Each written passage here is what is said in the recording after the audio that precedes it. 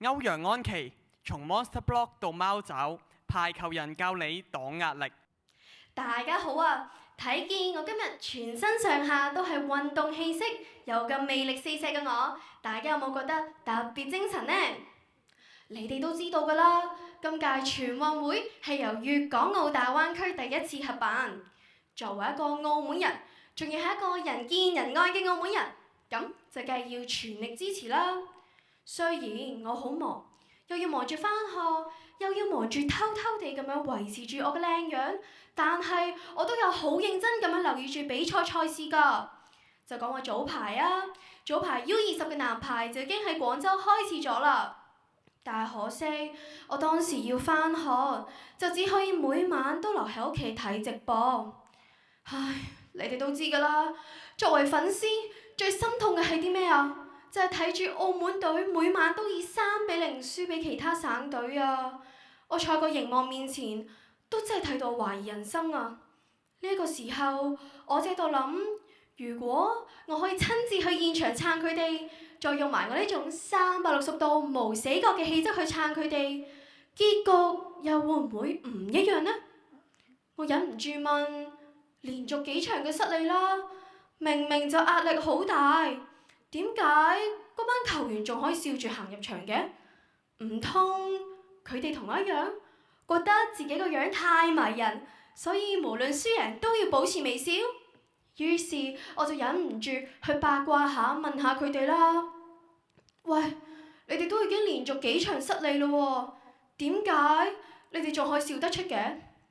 嗰啲球員呢，就一邊抹汗，一邊好型好挫咁樣答我：唔笑，唔笑啲壓力咪就會食住你咯。而我哋有個秘密武器，就叫喵之手勢啊！吓？唔係啊嘛？你哋幾個大男仔學人哋扮貓啊？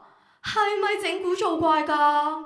原來唔係講笑㗎，隊長佢仲好認真咁樣同我解釋，好似隻貓咁舉起雙手，然後做貓手，跟住深呼吸3次，同埋啊，佢哋仲話笑唔係假笑㗎，係提醒自己仲有呼吸，仲有隊友，仲有下一分。而我自己呢，都試咗啦。大家都知啦，我平時做主持壓力有幾咁大㗎啦，又要驚俾人影到雙下巴，又要驚上台發台瘟喎。